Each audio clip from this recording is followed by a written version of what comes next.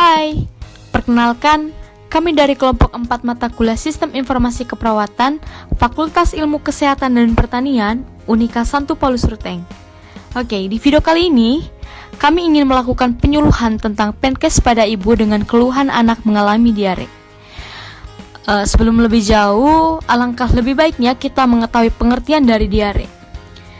Diare adalah penyakit yang membuat penderitanya menjadi sering buang air besar dengan kondisi tinja yang encer atau berair. Diare umumnya menjadi akibat mengkonsumsi makanan dan minuman yang berkontaminasi virus, bakteri, ataupun parasit. Baik, sebelumnya kita harus tahu lagi mengenai gejala dan penyebab dari diare itu tersebut. Gejala diare bervariasi, namun gejala yang paling sering dialami penderita diare adalah perut mules, buang air besar atau cair, tinja encer, atau bahkan berdarah. Sulit menahan buang air besar, bahkan pusing, lemas, dan kulit terasa kering.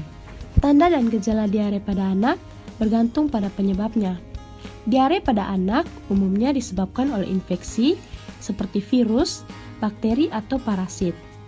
Diare juga dapat disebabkan oleh beberapa hal lain, seperti efek samping obat-obat tertentu, keracunan makanan, atau zat kimia tertentu, alergi, gangguan penyerapan, individu dengan imunodefisiensi, dan penyakit saluran pencernaan. Diare menyebabkan kehilangan natrium dan air secara cepat, yang sangat penting bagi tubuh.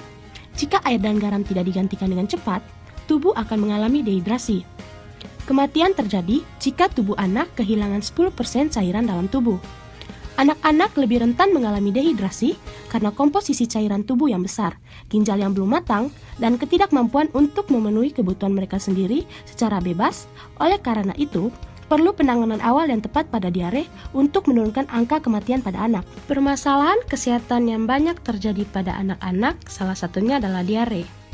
Anggota keluarga yang paling dekat dengan balita adalah ibu, sehingga ibu dituntut terampil dalam penanganan diare pada anak. Upaya untuk meningkatkan perilaku ibu dalam merawat balita sakit adalah melalui pendidikan kesehatan. Pencegahan dan pengobatan diare bisa ditangani sendiri di rumah dengan mudah. Peran keluarga dalam menangani perilaku ibu dalam perawatan dan penanganan dini bagi balita diare sangatlah penting. Apabila perilaku dan penanganan diare tingkat keluarga kurang, maka akan berpengaruh pada perjalanan penyakit dari yang ringan menjadi bertambah berat. Sebagai upaya untuk meningkatkan perilaku ibu dalam merawat balita sakit, maka WHO dan pemerintah Indonesia merancang strategi yang dinamakan Manajemen Terpadu Balita Sakit atau MTBS. Pada program tersebut, peningkatan perilaku ibu dalam merawat balita yang sakit lebih ditekankan dalam pendidikan kesehatan yang berupa penyuluhan kesehatan.